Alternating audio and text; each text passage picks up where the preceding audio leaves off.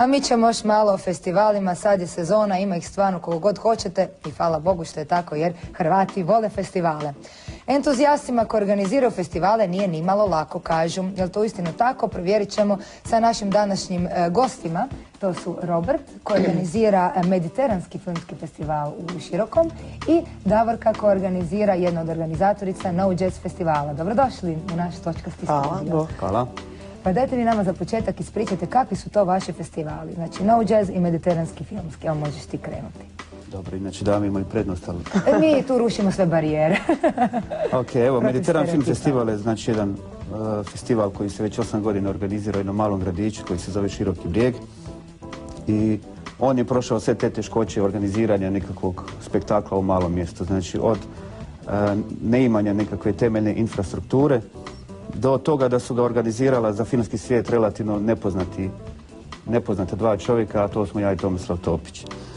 To je festival I to već 9. godinu sad već će biti. Sljedeće godine je 9. godina, znači evo ovo je ovdje skulptura za sljedeću godinu, već smo je pripremili, ovo su ovdje katalozi. Znači vi pripremate stvarno godinu dana unaprijed, stvarno pripremate Pa ozbiljan festival treba pripremati, gotova. Čim ovaj završi, znači već se treba pripremati za sljedeći, već se tiskaju majice, već se ta nekakva promidžba priprema. Znači to je festival dokumentarnog filma, okuplja dokumentarce iz 22 mediteranske zemlje, znači djelomično Europe, Azije i Afrike, a ono što je možda još zanimljivije nekima, to je da je ovo jako zabavan festival, po meni je daleko najzabavniji od svih na kojima sam bio. Dobro, čućemo i tu verziju. Iako puno radim na njemu i radim sve od nekakvih naučenih transakcija do mijenjanja bačvi piva, ono za vrijeme festivala. Je to profesionalno radiš ili pored nekog svog standardnog posla radiš još? Da, ja se bavim novinarstvom inače. Radim u Večernjem listu, a ovo je... Znači ovo je pure pleasure. Da. Inače, znači, integralno sam, novinar. I ono što još želim kazati, znači, tu se prikaza jako puno dobrih filmova, tu se jede jako dobra spiza i tu se pleše od sumraka do zore, svaku noć. Pa ko da svadbu opisuješ, a ne festival? Pa, nema baš svadbene glazbe i nema baš svadbene spize, jer tu ipak gledamo nešto, zapravo iznenaditi uvijek naše goste. Super. Davorka, koja je tvoja priča? Od kuda krenem, ne znam, to je neka posebna priča, raditi festival, stvarno neki poseban osjećaj unutar ekipe, entuzijasta koji jednostavno svi idu prema istom cilju. Tu je negdje ta čar nespavanja, mrcvarenja, mazohizma, tako da Da, je malo SM odnos prema sebi, ali na kraju stvarno se isplati. Kakav je to osjećaj nakon festivala, kad je festival gotov? Pa i tužan i sretan, zato što više nema tog stresa, nema situacija koje vas mogu iznenaditi. U medicini se to kaže post-koitalni. To ne znam. Znači završi se sve i na kraju onda samo može slijediti priprema za sljedeće. Da, ali isto tako onaj rastanak sa tim svim ljudima, sa svom tom ekipom. Kod nas radi jako puno volontera, jako puno mladih ljudi koji su se tek od prije 2-3 godine uključili, smo mi ipak bili mali, nezapažen festival, sad smo tek nekako buknuli. I rastanak sa svim tim ljudima, jedni idu u Egipat, drugi idu u Tursku, treći idu u Španjolsku i taj neki moving koji mi tu složimo 4-5 dana. A dobro, MySpace uvijek ostaje. Tako dobar da je uvijek taj rastanak težak, a neki čak i ostanu. Ima pustolova kojima se svidi pa ostaneš koji dan. Mi svima snosimo troškove povratne avijanske karte, znači kompletna smještaj. I kogod inače bane onako i nepozvan u Široki Brijeg na taj festival, mi mu sve platimo. Fino je to znati. Da ste bar na moru. Recimo, ali treba ipak biti udaljen, ne može doći sa nekoj susjedstvo, pa se grebat. Ali godinama je dolazi jedan Amen iz Londona, koji inače tako obilazi festivale, ta neka lutalica. I svake godine dolazi na naš festival. Iskužio pršut najbolji, tu sam. Tu sam uvijek pozvan. Vino, ne pršut. Dajte mi recite, kakav je to put od same ideje do realizacije festivala? Tu sigurno ima groznih problema. Meni je to super put. Zato što... Trnovit, ali siguran. Da, ali zato što kreiraš u principu sve, izmišljaš, padaju ti razne blesave, pametne, bilo kakve ideje i onda ideš, ok, sad ovo hoću, ovo neću, pa korak po korak. Mislim, to je u principu čar. Ali oni mjeseci priprema festivala su zapravo ono područje slobode zašto mi to volimo raditi. Jer tu izmišljamo, ok, prema kuda ćemo, zašto ovako, zašto ovaj dizajn, koje su nam glavne nekakve ideje i tako dalje.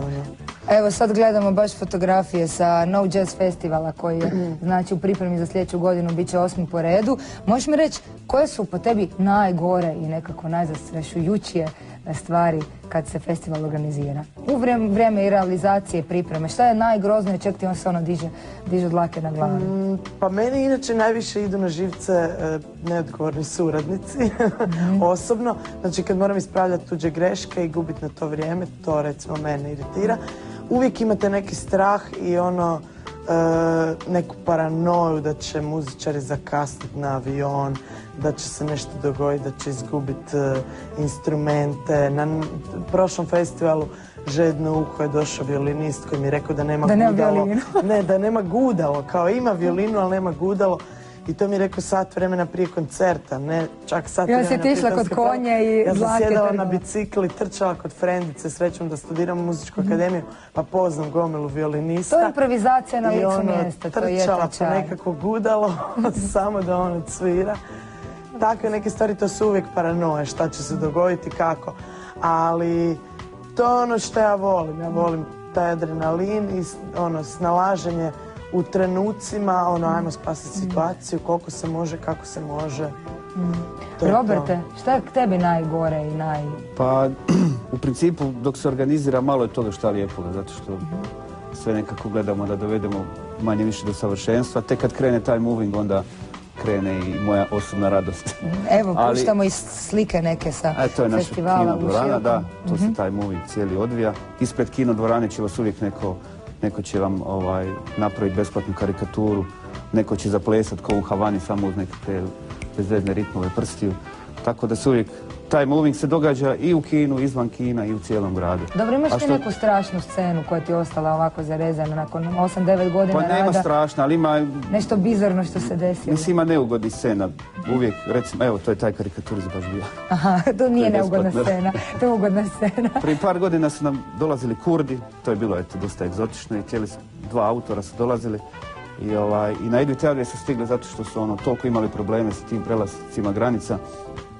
I onda kad su konačno stigli, onda su mi htjeli da oni otvore festival, ali smo onda naišli na tu jezičnu barijeru, to je užas, da mislili smo da barem jedan od njih barem engleski jezik govori. Ali karikaturisti sve to riješi. I onda se dogodila i treća stvar s njima da je tursko veleposlanstvo reagiralo oštro prema našem festivalu, zato što su oni u sinopsisu svog filma napisali da se radnja odvira u Diyarbakiru, u Kurdistanu, a to je zapravo jug Turske.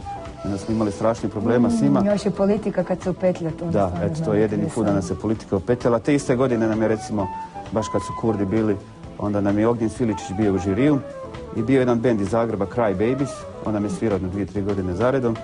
I kako mi svi i organizatori, sva ta ekipa koja organizira festival, pomalo sviramo neki instrument, onda u neka doba kad se malo rasplešemo, kad se malo i opustimo, onda otimamo instrumente sviračima, onda svi sviramo. I onda je pravi dernek. I onda je Ognjen uletio i uzeo gitaru i svi smo se šokirali kad smo vidjeli zapravo kako svira rock and roll u 4 ujutro.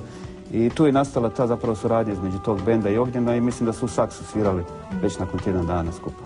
Eto, super, to je to o festivalima, barem što se naše današnje epizode tiče. Vidim da tu ima i suze i veselja, ali definitivno puno toga, više veselja, nečeg što je motivacija da se ide dalje. Mi ćemo dalje pratiti što vi radite, super nam je što ste danas došli, a sad se idemo posvetiti mrvicu Zagreb Film Festivalu kojemu je danas zadnji dan, koji je već velik i trendi, ali također ima neke probleme s kojima se susreću i najmanji od najmanjih festivala.